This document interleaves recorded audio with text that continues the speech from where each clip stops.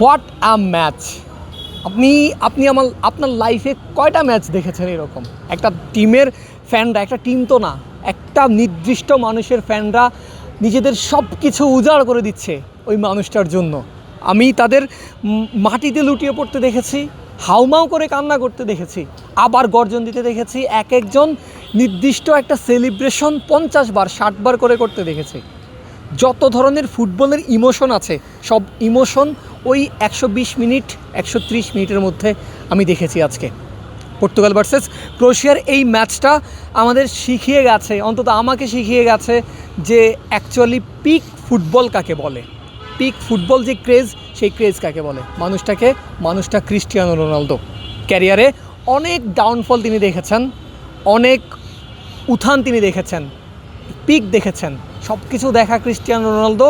একটা জায়গায় তার অপূর্ণতা ছিল, cool body spray, long lasting fragrance gate.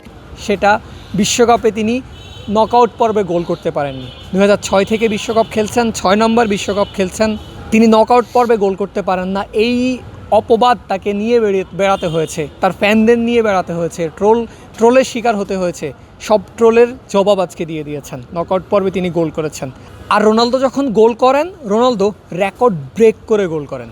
রেকর্ডটা কি? রোনালদো যখন আজকে স্টার্টিং 11-এ নেমেছেন, সাথে সাথেই একটা রেকর্ড কিন্তু করে ফেলেছেন। সবচেয়ে বয়স্ক ফুটবলার হিসাবে তিনি বিশ্বকাপের নকআউটে খেলতে নেমেছেন আজ। এরপর তো গোল করলেন, অটোমেটিকলি হয়ে গেছে বিশ্বকাপের নকআউটে সবচেয়ে বেশি বয়সে গোল করা ফুটবলার ক্রিস্টিয়ানো রোনালদো।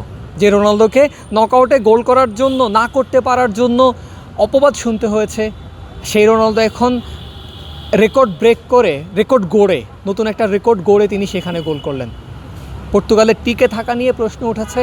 পর্তুগালকে তিনি যেই সমতা দরকার, রোনালদোর গোলেই পর্তুগাল একদম আবার যেই শুকিয়ে গিয়েছিল ভাটায়, সেই নদীতে জোয়ার এনে দিয়েছে।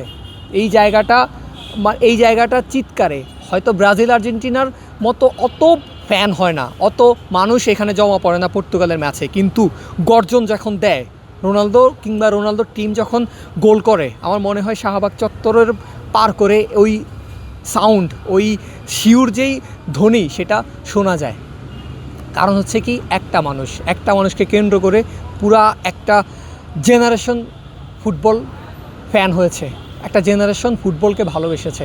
সেই মানুষটাকে ক্রিস্টিয়ানো রোনালদো। আজকের ম্যাচটা রোনালদোদের জিততেই হতো, কারণ নকআউটের ম্যাচ। তবে আরও একটা স্পেশাল কারণ ছিল রোনালদোদের আজকের ম্যাচটা জেতার। দিয়াগো জোটা রোনালদোদের সতীর্থ তিনি ছিলেন। গত বছরের ঠিক আজকের এই দিনে 3 জুলাই তিনি একটা সড়ক দুর্ঘটনায় মৃত্যুবরণ করেন। তাকে আজকে ডেডিকেট করে রোনালদোদের জিততে হতো, তার প্রথম মৃত্যুবার্ষিকীতে রোনালদোদের জিততে হতো, এবং রোনালদোরা জিতে তারা রাউন্ড অফ 16টা কনফার্ম করেছে। রোনালদো হেটার্সদের মুখ আবার বন্ধ করে দিয়েছে।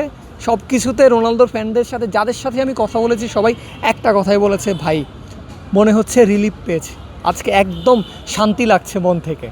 শান্তি লাগারই কথা। তবে মুদ্রার ঠিক উল্টা একটা পিঠ আছে, সেই পিঠটা একটু কষ্টকর, যে কোনো ফুটবল ফ্যানের জন্যই, শুধুমাত্র যারা ক্রোয়েশিয়া ফ্যান তাদের জন্যই না, যেই কোনো ফুটবল ফ্যানের জন্যই যারা ফুটবলকে ভালোবাসে। আজকে ক্রোয়েশিয়া বাদ হয়েছে রাউন্ড অফ 32 থেকে।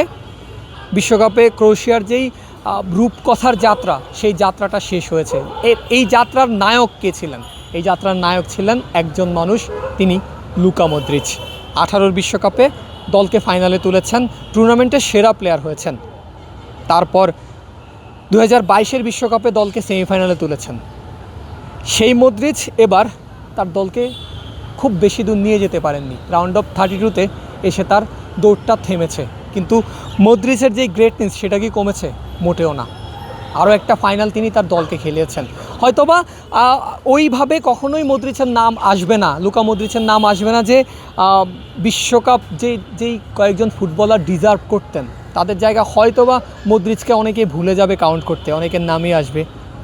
কিন্তু লুকা মদ্রিচ যা করেছেন ক্রোয়েশিয়া, আমি যদি ভুল না করি 90-এর দশকেও বাংলাদেশের কাছাকাছি বা বাংলাদেশের নিচে র্যাঙ্কিংয়ে তারা ছিল। সেই ক্রোয়েশিয়াকে তিনি ফাইনাল খেলিয়েছেন, সেমিফাইনাল খেলিয়েছেন, নেশনস লিগের ফাইনাল খেলিয়েছেন। আর কি দিতে পারেন একজন কিংবদন্তি তার নিজের দেশকে, তার নিজের জন্মভূমিকে, যেই দেশে তিনি অভিবাসী হিসাবে থেকেছেন, সেই দেশকে তিনি আর এর চেয়ে বেশি আর কি দিতে পারেন? মদ্রিচের যাত্রা শেষ হয়েছে, কিন্তু ফুটবলের মদ্রিচের যেই পদচিহ্ন, বিশ্বকাপের মঞ্চে মদ্রিচের যেই পদচিহ্ন, সেটা সারা জীবন থেকে যাবে। ফুটবলের প্রেমীরা সারা জীবন মনে রাখবে, মনে রাখতেই হবে, কারণ লুকা মদ্রিচ ওই লেগাসি গড়ে গেছেন।